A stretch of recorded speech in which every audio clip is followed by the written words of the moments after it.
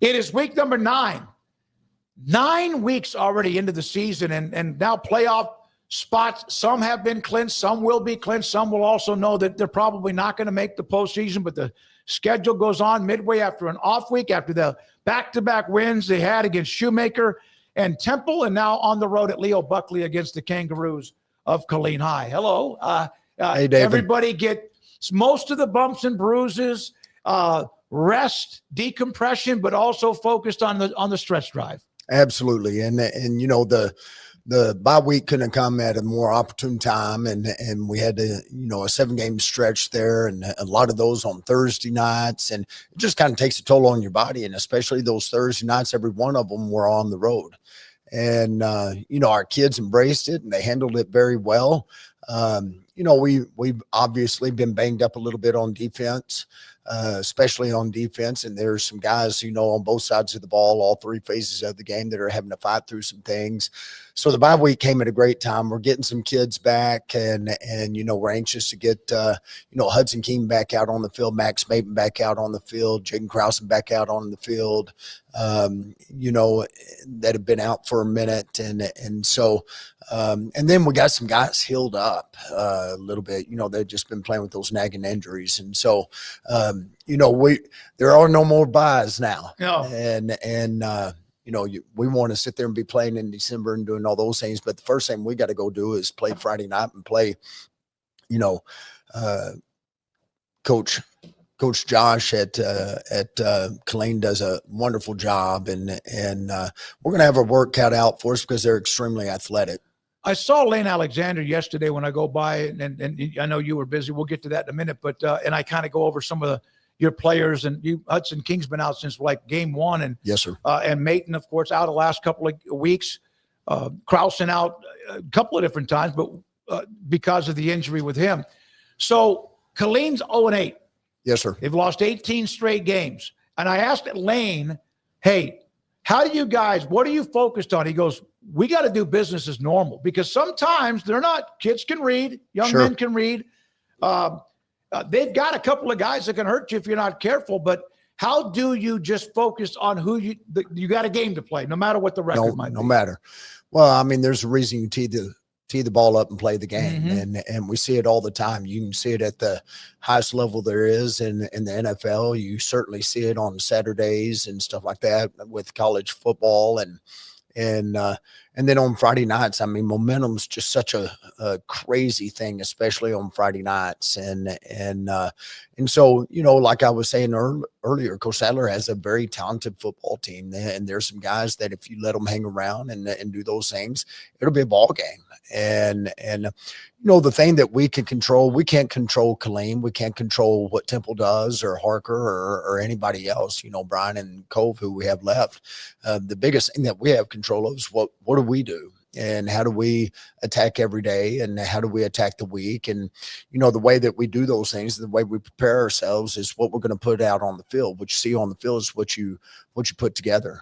And so, payday is Friday. And so they also understand that, mathematically, you could probably clinch us in the playoffs. Potentially, you go win this game, you're essentially in the playoffs. Mm-hmm. And mathematically, it'd be you're essentially in the playoffs. And so you're playing for a lot of things. The thing that we're still playing for is Harker Heights still has to go through some big opponents. We still got to go through some big opponents.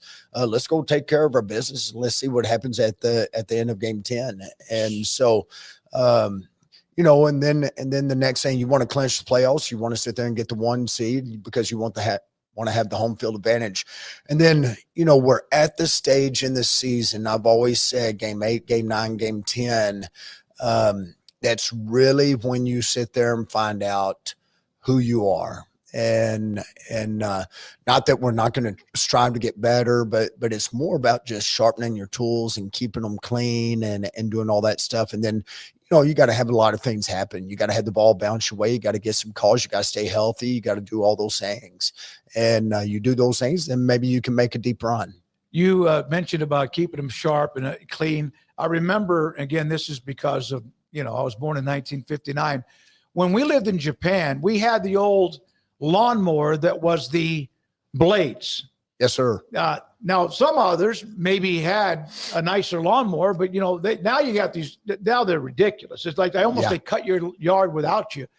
But we had the old lawnmower, and my dad was a stickler, military family, and we had to get out there. And I remember one time it wasn't cutting well, and he reminded me that's because you did not clean off the grass. Yeah. And you didn't sharpen the blades. That's right. And so that no real mower. Yes. Yeah. Like back and forth. Back baby. when you walk backwards in the snow to school, all that kind of stuff. And you didn't have cell phones and internet, and yeah. But so that reminded me of that. It just popped into my head. So your defense, Temple had put up a lot of points. I don't know about whether they were really tested, although Shoemaker obviously got them. But they went deep on you in the first play of the game. Lane read it perfectly. You had it covered both ways. Boxed yes, sir. But they wanted to hit the big one. That throw was picked off. With 3 defensive starters, basically. Yes, sir. 4, if you think about it. Yeah. Out. Yeah. They didn't have 20 yards passing. 25, 18, I don't know what it was. Could you have ever fathomed that was going to happen? Well, I don't know that I could have fathomed that. When obviously to start the game off that way and to go get a big pick and stuff like that and put ourselves into potential scoring territory and stuff, we couldn't have started the game off any better, especially from a defensive standpoint, and especially the way that, there were some guys that were getting out there and starting for the first time, and we pulled some JV kids up, and we shuffled kids around and done all of that stuff. And man, they just keep embracing, whatever it is that's happening and loving the game. And so that obviously boosts a bunch of confidence in you. And then, hopefully the cue is a little bit rattled, first round out of the box, you throw a pick and you got to be able to sit there and bounce back from that. The other thing that you're sitting there saying is shucks, there's 48 minutes to this game and there's 47.45 minutes still left in this game. And so, the way Coach Willis and the defensive staff and the way that they prepared those kids, they did a phenomenal job. And then our kids just going out and executing. And it was a great night from a defensive standpoint. Obviously, we want to build off of that, and you don't want to be a one-game deal. This needs to be who we are. So you have Killeen. The weather is going to be in the area. Yes, sir. There's been a lot of teams that have moved their games up to Thursday. I know that might have been an option. It's not. You're going to play Friday night at Leo Buckley, but it could be one of those nights that it could. Usually it happens like the first week in September but you mentally prepare your players for this could be like a long night. And I mean, not because you're losing, but because it could be literally a long night. A long night because we saw TCU Baylor. Sure. 2 or 3 different delays. One was 50-something minutes. How do you prepare for that, or can you? I think, honestly, I think you got to be very transparent with your team and coaches, players, everybody. You got to be very transparent about it. And, one thing that we sit there and we talk about all the time, and I mentioned it several times on air, embrace adversity and love it when you get it. And, the sooner you love it, the sooner you embrace it, the sooner you get through it. And that's in the game of life. And so, we're going to sit there and preach that. We're going to sit there and prepare them for what's to come. Going to Leo Buckley, I mean, this is a stadium that, there's been a lot of games played there. And to go hang out in the locker room at Leo Buckley, if you have to, for an extended period of time, we're going to have to learn how to sit there and deal with it. And I think if you prepare them for it, you do a great job. And so we sit there and we prepare them for it. We sit there and anticipate, hey, if it happens, we're going to sit there and start, clapping our hands and stomping our feet. And here we go. We know exactly how to handle this. That's one of those first ones that was built in Texas. Yes, like you had Plano had theirs at Clark Field and then Mesquite Memorial and eventually some others. But that was one of the first turf in it's a really nice stadium.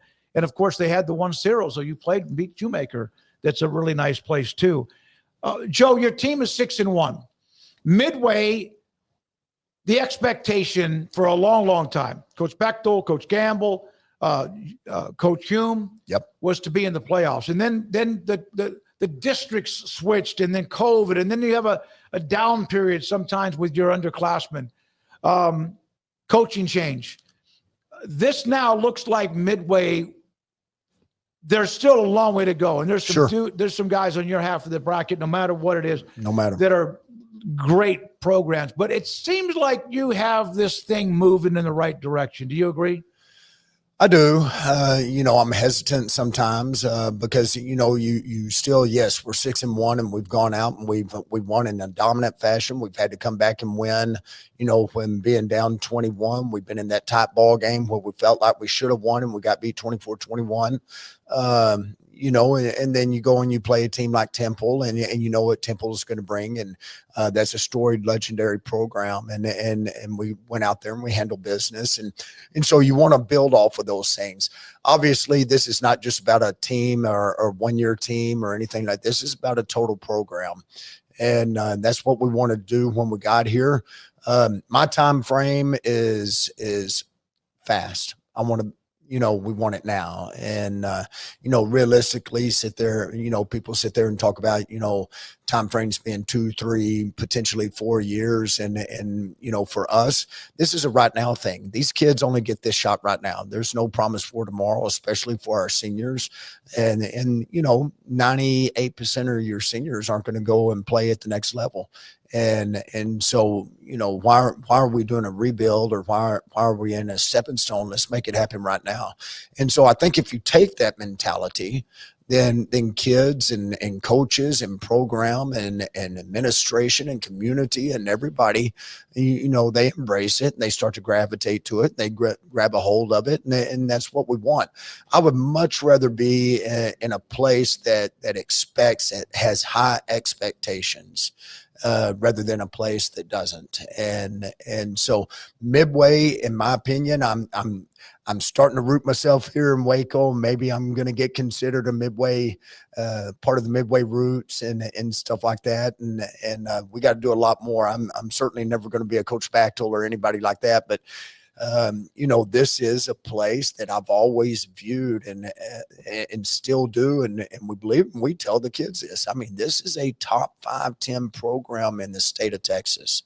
And when you talk about Texas high school football, that's the elite of the elite. It's the king of kings. And as far as high school football goes. 2 more questions, if you don't mind. Joe Gillespie with me, David Smoak, 365 Sports. We talked earlier about making the playoffs. And there's always these tiebreakers or whatever, but in the District 11 6A, you have 2 national brand programs in DeSoto and Duncanville. Yep. And then what Coach Tollison's done at Waxahachie, who's beaten Midway the last couple of years and got you pretty bad last year in the bi-district. They beat Duncanville. Duncanville beats DeSoto. DeSoto beats Waxahachie. And so Duncanville and Waxahachie are going to be Division I. Yeah. But it appears, because of all of that initially I'm thinking, you're going to play Duncanville in the first round. But because of the way things are set, if you went out and that stays the same, would you host Waxahachie again? Certainly appears to be that way. And I'll be honest with you, David. I mean, some of that creeps into my head just a little bit. You got to worry about Killeen. I know. And I don't know, in my older age, I've kind of allowed myself to sit there and go, hey, just worry about what you got right now. Mm-hmm.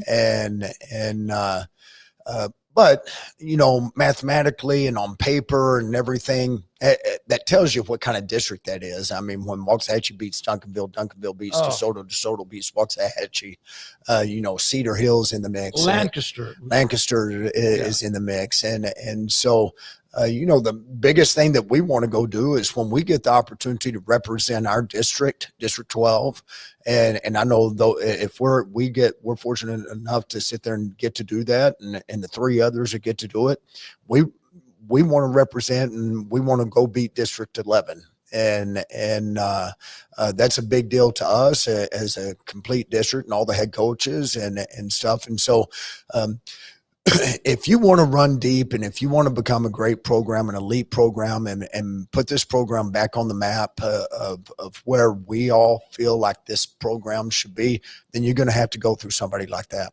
All right. Your son plays football at SFA. Yes, Axum Jacks. I'm an SFA grad. But he got injured, hurt his shoulder. in their last game. And Kobe Carthel, of course, in SFA having a pretty good run. But he's going to be out for the year. And on Monday night, you and I talked, you were watching a junior high or underclassmen, yes, and then you had to go the next day as a father. Yeah. I mean, he's playing college football at a nice level, but now he's out. What's that like? And we just wanted to wish him the best in his recovery, surgery eventually, and then recovery. Well, I appreciate that, David, and that means the world to me, and I want to thank you. I'm going to tell you, I mean, this gentleman's checked on him when he doesn't have to, and he's checked on him several times over the last few days, and so very grateful for your friendship and obviously your prayer. You know, it's sport, and I've been around it a long time. He's a tough kid. I'm very proud of him. You know, he's grown up in this game and he's seen it. And, you know, unfortunately, it's a shoulder injury. It was something that happened back during fall camp. And I mean, he's been trying to play with it, been playing with it. And it's just gotten to a point, you know, he was really trying hard to get through the entirety of the season.